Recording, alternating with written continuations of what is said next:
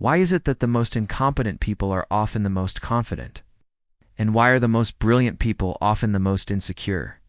You see this everywhere. The coworker who knows nothing but talks the loudest in the meeting. The politician who has zero expertise but promises to fix everything. The driver who cuts you off and then flips you off, convinced that you are the bad driver. This is not just arrogance. It is a glitch in the human brain. It is a cognitive blind spot called the Dunning-Kruger Effect. Here is the brutal truth. Stupid people do not know they are stupid. To realize that you are incompetent, you need a certain level of intelligence. You need metacognition, the ability to step outside yourself and analyze your own thoughts. But if you lack the skill to do the job, you also lack the skill to evaluate the job. You are trapped in a bubble of illusory superiority. You literally cannot see your own failure.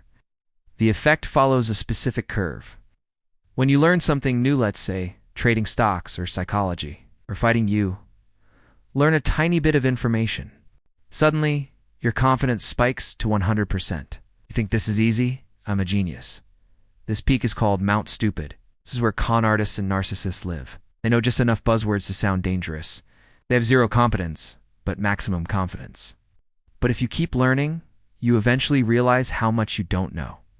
You realize the subject is massive and complicated.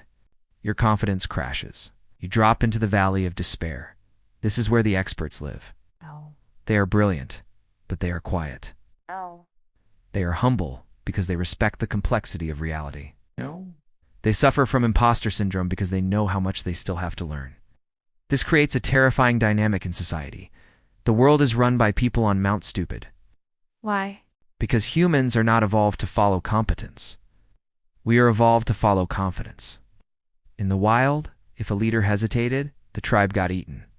So we are programmed to follow the loud, certain voice, even if that voice is walking us off a cliff. Dark psychologists weaponize this. If you want to manipulate a group, you do not need to be smart. You just need to be loud.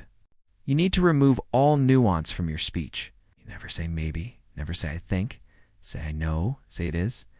When you project absolute certainty, you hack the brains of the people around you. Their primitive brains assume that your confidence is based on secret knowledge. They submit to your frame. But the Dunning-Kruger effect isn't just about them. It is about you. If you are reading this and thinking, I know so many idiots like this, then you are likely in the trap yourself. The moment you think you are immune to cognitive biases, you have just climbed to the top of Mount Stupid.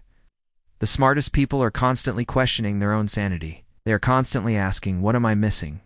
So how do you defend against this? How do you know if you are the genius or the idiot? You cannot trust your own brain. Your brain is a liar designed to protect your ego. You must seek external friction. You need to put your ideas into the real world and see if they survive. If you think you are a great fighter, go to a gym and spar. The pain will tell you the truth. If you think you are a business genius, try to sell your product. The market will tell you the truth. Pain is the only cure for the Dunning-Kruger effect. If you are avoiding pain, you are protecting your delusion. But there is another reason why we fall for these confident frauds. It's not just their volume, it's their appearance. There is a glitch in our brain that wires beauty to goodness. We automatically assume that tall, attractive, well-dressed people are also smarter, kinder, and more trustworthy. We forgive a handsome liar, but we punish an ugly truth-teller. This is the most superficial and dangerous bias of all. It dictates who you vote for, who you date, and who gets away with murder.